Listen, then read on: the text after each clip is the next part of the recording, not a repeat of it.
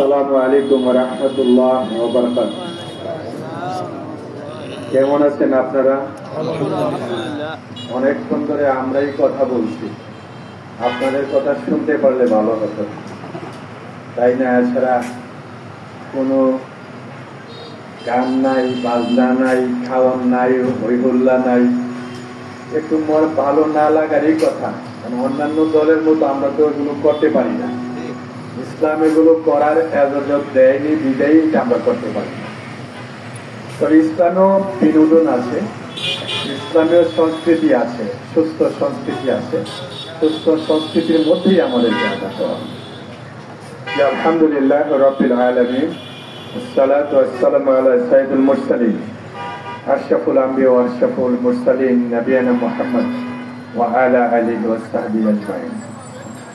সম্মানিত সভাপতি, মাসিহাতা ইউনিয়নের রাহবার প্রিয় ভাই নাদির হোসেন, উপস্থিত উপজেলা জামায়াতের সম্মানিত নেতৃবৃন্দ, আমার সম্মুখে উপবিষ্ট দিনদার ইমানদার এই ৩ নং ওয়ার্ডের অত্র এলাকার প্রিয় মুসলিম ভাইরা,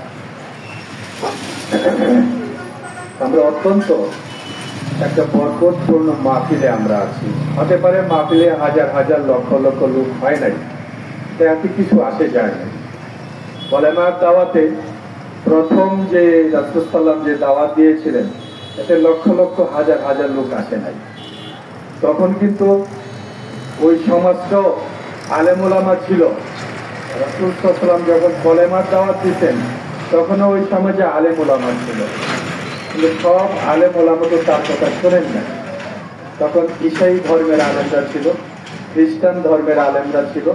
তারা জানতেন তিনি শেষ নবী, তারা বুঝছেন তিনি একমাত্র নবী, কিন্তু তারা বুঝেও, তারা জেনেও, এই ঈসাই ধর্মের আগেই বলা হয়েছে, আমার এক ভাই বলছেন যে খ্রিস্টান ধর্মের যারা লোক, তারা রবিবারে গিয়ে গডকে একটা থ্যাংক ইউ যদি গির্জাতে দিয়ে আসে, তাদের দিনের কাজ হয়ে যায়। হিন্দু ধর্মের যে ভাইয়েরা আছেন, তারা যদি বছরে 12 মাসে 13 পূজা, সরস্বতী সহ এই 13 মাসে 13টা পূজা করলে তাদের কাজ কারবার হয়ে যায়। ঠিক ইহুদিদের এরকম ধর্ম আছে, বৌদ্ধদের ধর্ম আছে। ইসলাম তো এমন কোন ধর্ম না। ইসলাম ধর্ম হচ্ছে আপনি জন্ম থেকে মৃত্যু পর্যন্ত এমন কোন অঙ্গন নাই, ইসলামের কোন দিক নির্দেশনা নাই। সেজন্য রাসূলুল্লাহ সাল্লাল্লাহু আলাইহি ওয়াসাল্লামকে জানিয়ে দেওয়া হয়েছে, মহান রব্বুল আলামিন বলেন, ইয়া আইয়ুহাল্লাযীনা আমানু উদখুলু ফিস-সিলমি কাফফা ওয়া লা তাত্তাবিউ খুতুওয়াতিশ শাইতান। তোমরা পরিপূর্ণভাবে ইসলামে দাখিল হও। ঈমান আনার পর আমি শুধু ঈদ, আমার রমজান, আমার নামাজ, এই আল্লাহর নবী যেভাবে বলেছেন সেভাবে করব, এটার নাম শুধু ইসলাম নয়। আল্লাহর নবী প্রতিটি কথা, প্রতিটি কাজ, আপনি রান্নাঘর থেকে শুরু করেন, আপনার এক্সচেঞ্জার থেকে শুরু করেন, আপনার মৃত্যু পর্যন্ত এমন কোনো অঙ্গন নাই রাসূল সাল্লাল্লাহু আলাইহি ওয়াসাল্লাম যেভাবে করেছেন, আল্লাহ যেভাবে নির্দেশ দিয়েছেন, এটা করার নামই হচ্ছে ইসলাম। এটাই ইবাদত। আর এইটা কথা, এই কাজটা করার কথাই কোরআনুল কারীমে বলা হয়েছে, উদখুলু ফিস-সিলমি কাফফা ওয়া লা তাত্তাবিউ খুতুওয়াতিশ শাইতান। তো প্রিয় আলেম ভাইরা, আমি অনেক কথা শুনেছেন, সব কথা তো মনেও রাখা যাবে না।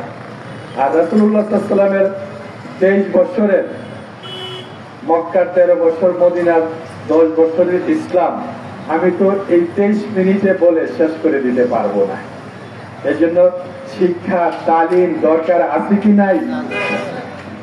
এই জন্য কোরআনুল কারীমের প্রথম আয়াতই যেটা নাযিল হয়েছে, ইকরা বিসমি রাব্বিকাল্লাযী খালাক, পড়ো তোমার রবের নামে যিনি তোমাকে সৃষ্টি করেছেন। পড়ার মাধ্যমে জ্ঞান অর্জন হয়, দেখার মাধ্যমে জ্ঞান অর্জন হয়, শোনার মাধ্যমে জ্ঞান অর্জন হয়, সফরের মাধ্যমে জ্ঞান অর্জনের অনেক মাধ্যম আছে, যে কোনো মাধ্যমে জ্ঞান অর্জন করা যায়। এর জন্য ইসলামের জ্ঞান যাকে দেওয়া হলো, তার উপরেই আল্লাহ পাক করুণা করেছেন, তাকে তার উপরে রহম করেছেন, তাকে হিকমত দেওয়া হয়েছে, তার উপরেই আল্লাহ সবচেয়ে বেশি রহমত দান করেছেন। এই জন্য আসুন আমরা ইসলামকে জানার জন্য সর্বপ্রথম তাফসিরুল কোরআন পড়ি, যে কোরআন অর্থ সহ তাফসির আছে এই কোরআনটা পড়ি।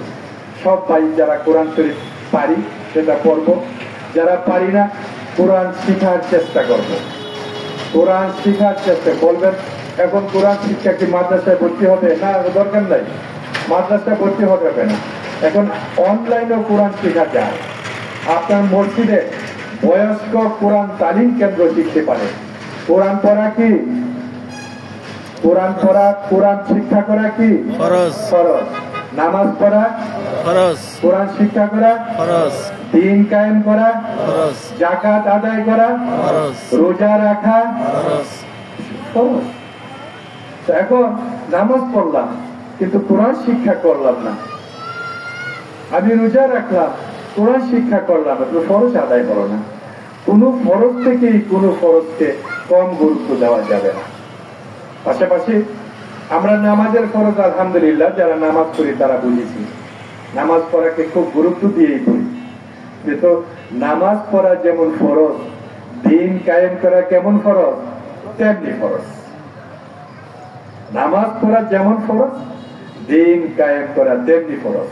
বরঞ্চ দ্বীন কায়েম করার কথা, নামাজ পড়াও তো মাঝে মাঝে রহিত করা হয়েছে। আপনার খন্দকের যুদ্ধে 3 ওয়াক্ত নামাজ পরে পড়া হয়েছে, কাজা পড়া হয়েছে, যে দ্বীন প্রতিষ্ঠার রাষ্ট্রকে হেফাজত করার জন্য, মুসলিম রাষ্ট্রটাকে সুসংহত করার জন্য, কাফেরদের সাথে যুদ্ধ করার জন্য তোমরা নামাজ পরে পড়বা, এখন পাহারা দাও। সুবহানাল্লাহ, রাসূল সাল্লাল্লাহু নিজে হুকুম দিয়েছেন। তাহলে বোঝা গেল নামাজ পড়ার চেয়েও দ্বীন প্রতিষ্ঠা করার, দ্বীনি রাষ্ট্র কায়েম করার কাজ অত্যন্ত বেশি ফরজ। এই ফরজ কাজটা কি শুধু জামাত ইসলামীর? জামাত ইসলামীর ফরজ কাজ করার এই দায়িত্ব তারা কি ইজারা নিচ্ছে? এটা সব আপনাদের, সব মানুষের জন্য ফরজ। আমরা সবাই আহ্বান করি, আমাদেরকে যে যাদের ভালো লাগে না, হতেই পারে ভালো না লাগতে পারে, সব মানুষকে ভালো লাগবে এমন নাদান আমি না, আমার কথা সবার ভালো লাগবে এমন নাদান আমি না, ভালো নাই লাগতে পারে, ঠিক আছে, আমার কথা যদি ভালো না লাগে দ্বীন প্রতিষ্ঠার কাজ কর, যেহেতু কোরআনে হুকুম দেওয়া আছে তোমরা দ্বীন প্রতিষ্ঠা করো, এ ব্যাপারে দলাদলি করো না, মতানৈক্য করো না, সংঘবদ্ধ ভাবে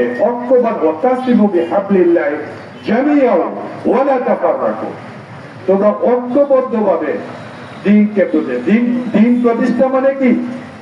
অর্থাৎ ইসলামী হুকুমত কায়েম করো। দ্বীন প্রতিষ্ঠা মানে কি? কোরআনের সমাজ কায়েম করো। দ্বীন প্রতিষ্ঠা মানে কি?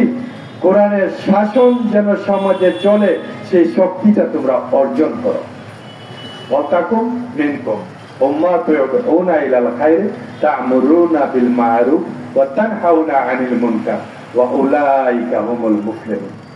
তোমাদের মধ্যে একটা দল থাকতেই হবে, আল্লাহ বলছেন একটা দল থাকতে হবে যারা সৎ কাজের আদেশ করে। আদেশ করার ক্ষমতা কার? আদেশ করার ক্ষমতা কার আছে? যার কাছে শক্তি আছে, ক্ষমতা আছে।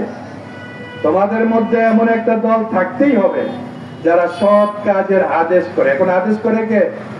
ব্রাহ্মণবাড়িয়া জেলার এমপি সাহেব যদি আদেশ করে ডিসি কে দিয়ে যে আগামী দিন থেকে এই রাস্তা কোনো গাড়ি ঘোড়া চলবে না, চলার কোনো পথ আছে?